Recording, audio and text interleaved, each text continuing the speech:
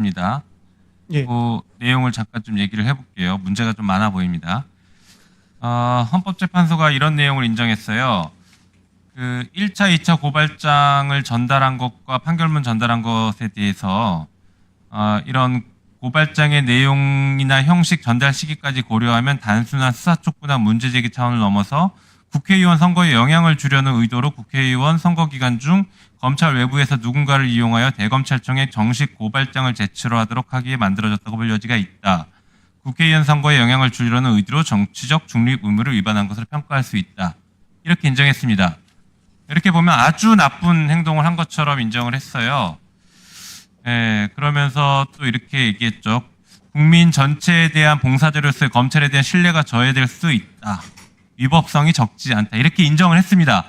그래 놓고 파면에 이를 정도로 됐느냐를 볼 때에는 헌법과 법률을 위반한 것이긴 하지만 피청구인의 법률 위반 행위가 헌법 질서에 미치는 부정적 영향이나 해악의 정도가 중대하여 피청구인에게 간접적으로 부여된 국민의 신임을 박탈하여야 할 정도에 이르렀다 보기 어렵다.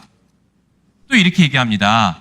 이게 국민들이 납득이 안 가는 판결인 것이에요. 아까 잠깐 말씀드린 것처럼 중대성, 우리 헌법과 법률, 헌법재판소법에는 탄핵을 할 때 중대성 심사하라고 하지 않고 있습니다.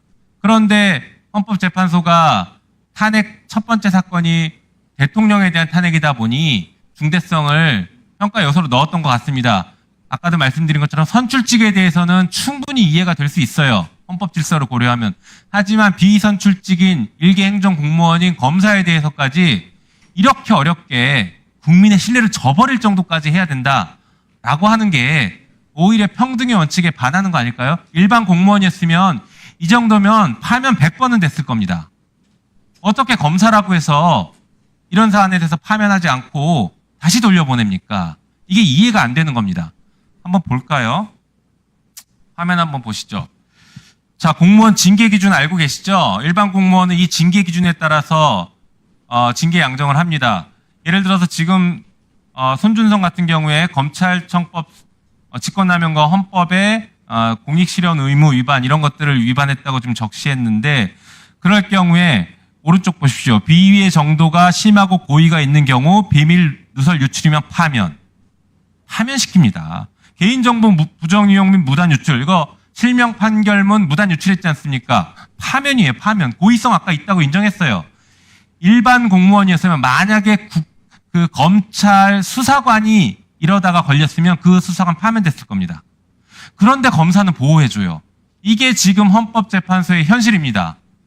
도대체 왜 이렇게 검사를 싸고 도는지 이해가 안 되는 것이 헌법재판소가 검사를 이렇게 싸고 도니 검사들이 무서운 게 없는 겁니다. 자기들은 징계를 검찰총장만 그동안 해왔어요. 그러니까 제 식구 감싸게 다 했죠.